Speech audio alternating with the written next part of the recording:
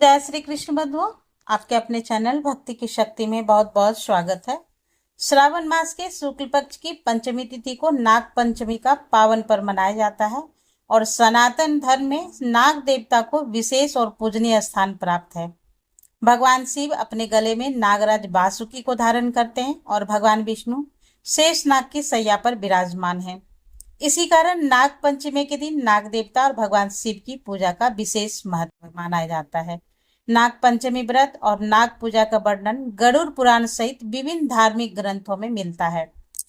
गरुड़ पुराण में पंचमी तिथि पर नाग देवता की पूजा दूध से अभिषेक और उसकी आराधना का विधान बताया गया है।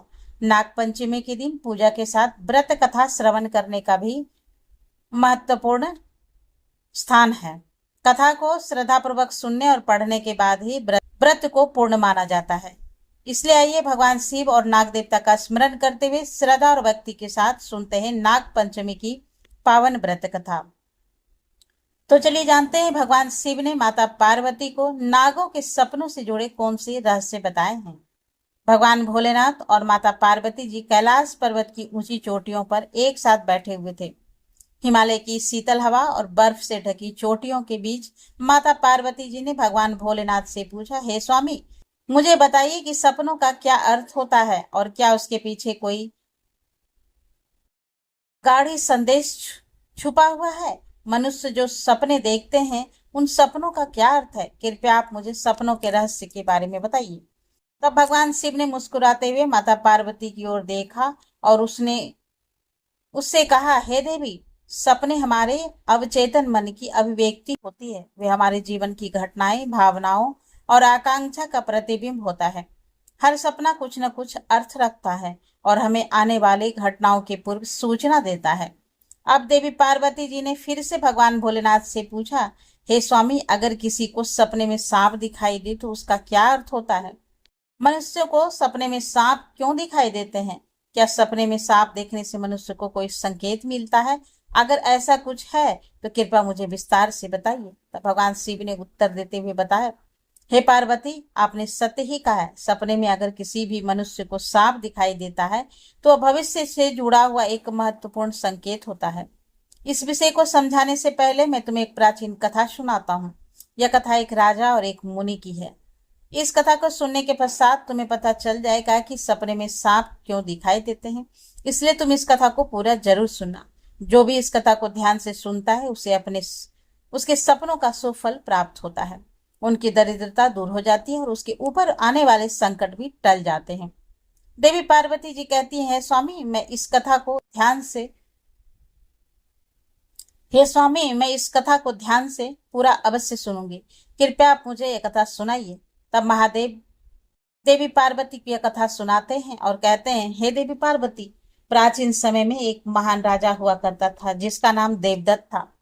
वह राजा देवदत्त न केवल अपने पराक्रम और शौर्य के लिए प्रसिद्ध था, बल्कि वह एक धर्मपरायण और न्यायप्रिय भी था। उनका राज्य बड़ा ही विशाल और समृद्ध था और उनकी प्रजा उससे अत्यधिक प्रेम और सम्मान किया करती थी। राजा देवदत्त का आचरण निष्पक्ष, सहृदय और करुणामय था। वे अपने प्रजा की समस्याओं को ध्यान से सुनते थे और उस समस्या का समाधान करते थे। वे नियमित रूप से धार्मिक अनुष्ठान करते थे और वे परम भक्त थे। राजा देवदत्त की रानी का नाम सुभद्रा था। सुभद्रा अत्यंत सौम्य, बुद्धिमान और राजा की हर स्थिति में साथ देने वाली थी। राजा और रानी की कोई संतान नहीं थी, जिससे कभी कभी वह राजा बहुत परेशान रहता था। उस राजा ने एक दिन बहुत ही विचित्र सपना देखा। उसने सपने में देखा कि एक मरा हुआ सांप उसके पैरों के पास पड़ा हुआ है। महाराज इस सपने को देखकर बहुत ही भयभीत हो गए। अचानक से उसकी नींद टूट गई। जागने के बाद उन्होंने यह सपना रानी सुभद्रा को जाकर बताया। राजा देवदत्त ने चिंतित होकर रानी से पूछा, हे प्रिया, मैंने सपने में एक मरा हुआ सांप देखा है। इसका क्या अर्थ हो सकता है? अब रानी सुभद्रा ने राजा को दिलासा देते हुए कहा, हे स्वामी, सपने हमेशा किसी न किसी संदेश का प्रतीक होता है, किंतु सपनों का अर्थ जानने के लिए हमें किसी विद्वान ऋषि की सहायता लेनी पड़ेगी। तब महाराज अपने मंत्रियों को बुलाते हैं और उससे कहते हैं कि हे मंत्रियों, आज मैंने बड़े ही विचित्र सपना देखा है। मैंने सपने में एक मरे हुए सर्प को देखा है जो मेरे पैर के पास पड़ा हुआ है। इस सपने का क्या अर्थ हो सकता है? तुम सब जाकर पता करो। तब सभी मंत्रीगण जाते हैं और नगर में निवास करने वाले अनेक ऋषि मुनियों से पूछते हैं, लेकिन कोई भी उन्हें इस सपने का अर्थ बता नहीं पाता है। तो वे लौट कर आ जाते हैं और महाराज से कहते हैं, महाराज, हमारे राज्य में ऐसा कोई भी नहीं है जो आपके सपनों का अर्थ समझा सके।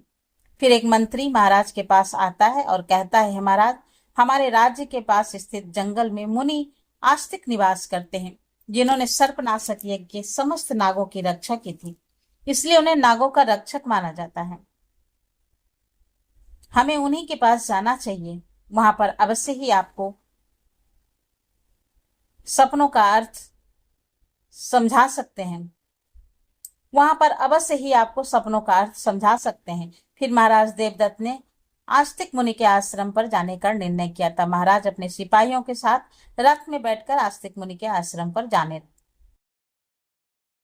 जाते हैं। तब आस्तिक मुनि महाराज का स्वागत करते हुए पूछते हैं, हे राजन, आइए, मेरे आश्रम में आपका स्वागत है।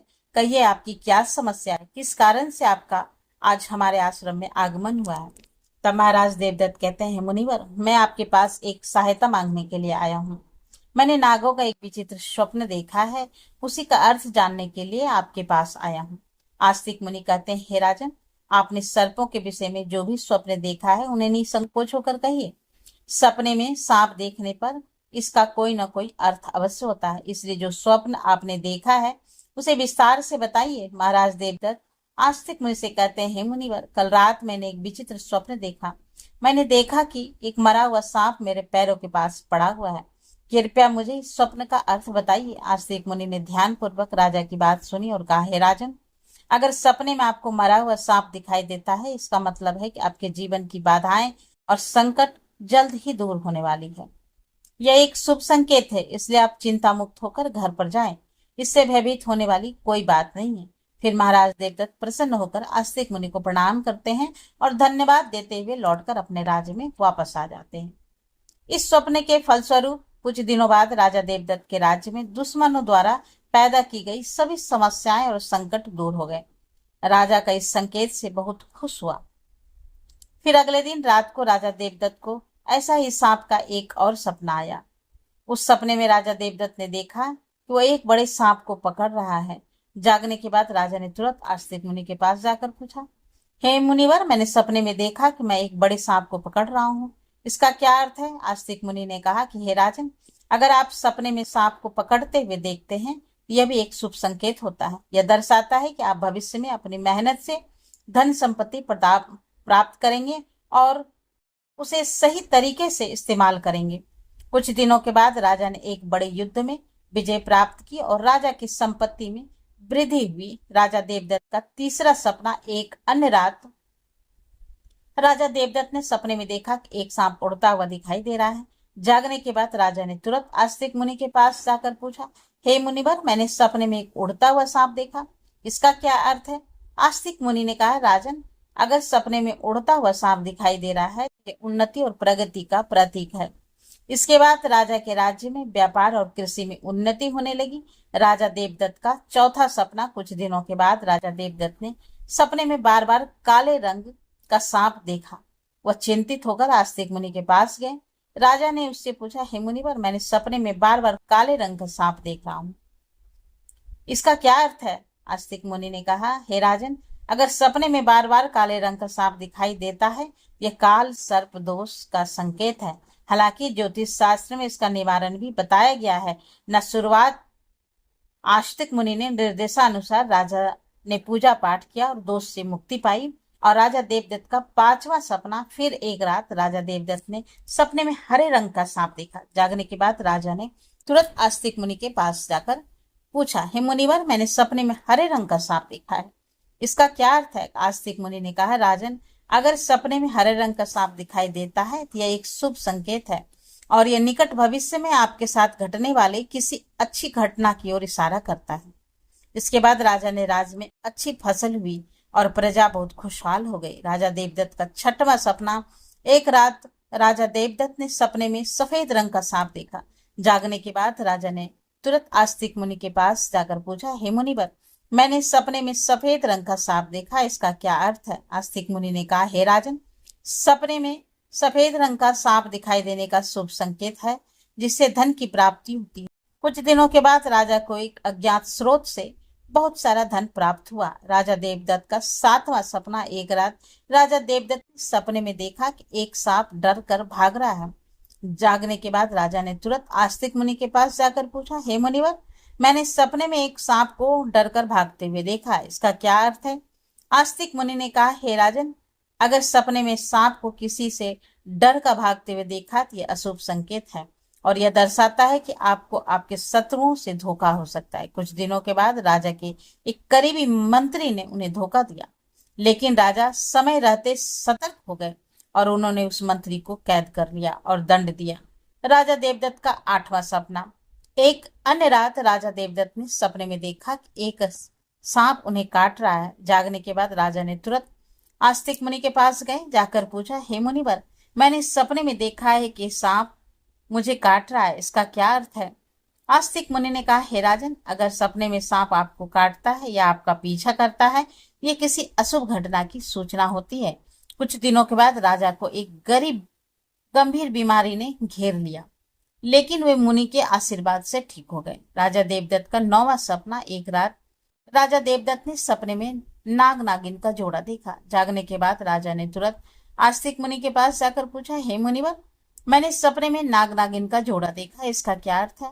आस्तिक मुनि ने कहा, हे राजन, अगर सपने में नाग नागिन का जोड़ा दिखाई देता है तो यह संकेत है कि आपके पूर्वज आपको सूचना दे रहे हैं कि आपको अपने कुल देवी देवता की उपासना करनी चाहिए। राजा ने मुनि के निर्देशानुसार कुल देवी देवता की उपासना की, जिससे उसके राज में सुख शांति बनी रही।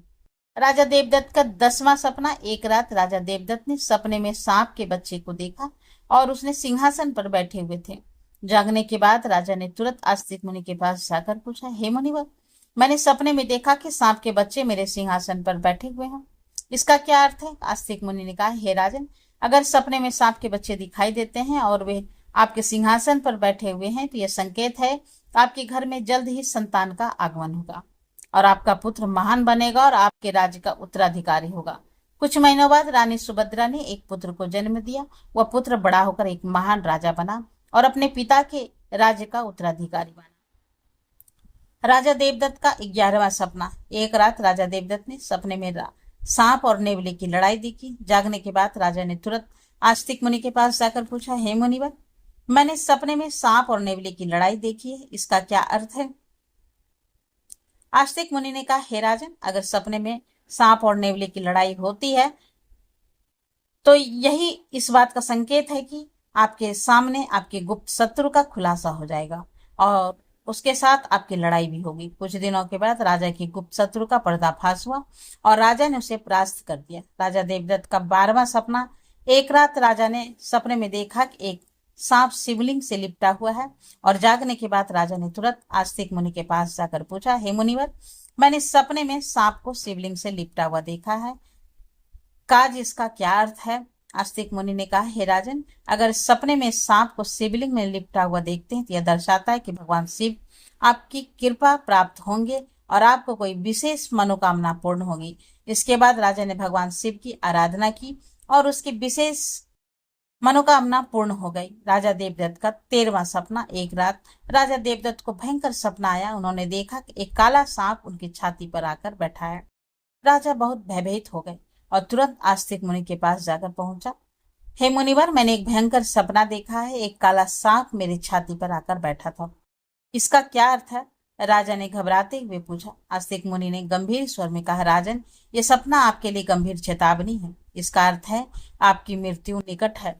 आपको तुरंत भगवान शिव की शरण में जाना चाहिए और उनकी आराधना करनी चाहिए, वे ही आपको इस संकट से बचा सकते हैं। राजा देवदत्त भयभीत हो गए और तुरंत भगवान शिव की आराधना करने लगा। उनके कठोर तपस्या की और भगवान शिव को प्रसन्न करने के लिए अनेक यज्ञ और अनुष्ठान किए। भगवान शिव राजा देवदत्त की भक्ति और तपस्या से प्रसन्न हो गए और उन्होंने प्रकट होकर कहा कि हे राजन, मैं तुम्हारी भक्ति और तपस्या से प्रसन्न हूँ। तुमने अपनी मृत्यु के भय से नहीं बल्कि सच्चे मन से मेरी आराधना की है, इसलिए मैं तुम्हें आशीर्वाद देता हूँ कि तुम्हारी आयु लंबी हो और तुम स्वस्थ और सुखी जीवन जियोगी। राजा देवदत्त ने श्रद्धा पूर्वक कहा कि हे महादेव, आपकी कृपा से मेरी आयु लंबी हो गई है। मैं आपके आशीर्वाद के लिए अत्यंत आभारी हूँ। मैं सदा आपकी आराधना करता रहूंगा। भगवान शिव ने राजा को आशीर्वाद दिया और उनकी मृत्यु का संकट टल गया। राजा देवदत्त ने लंबे समय तक अपने राज्य में सुख और शांति से शासन किया। कथा सुनने के बाद देवी पार्वती ने कहा, हे स्वामी, यह कथा अत्यंत रोचक और शिक्षाप्रद है। अब मुझे समझ में आ गया कि सपनों का महत्व क्या होता है और वे हमारे जीवन को किस प्रकार प्रभावित करता है। तब भगवान शिव ने मुस्कुराते हुए कहा, हे पार्वती, सपने हमें हमारे अवचेतन मन की गहराइयों से जोड़ता है और हमें महत्वपूर्ण संदेश देते हैं। हमें उन्हें समझने और उसे सीखने की कोशिश करनी चाहिए। हे पार्वती, राजा देवदत्त के सपनों के ये सिद्ध कर दिया कि हर सपना एक संदेश लेकर आता है। यदि सपने में मरा हुआ सांप आता है तो यह सपना जीवन की बाधा और संकटों को समाप्त होने का संकेत है। यह शुभ संकेत की कठिनाइयां दूर यह शुभ संकेत है कि कठिनाइयां दूर हो रही है और सुखद समय आने वाला है। यदि सपने में कोई सांप को पकड़ता है तो यह सपना दर्शाता है कि व्यक्ति अपनी मेहनत से धन प्राप्ति करेगा और उसे सही तरीके से इस्तेमाल करेगा। यह सपना और समृद्धि का प्रतीक है।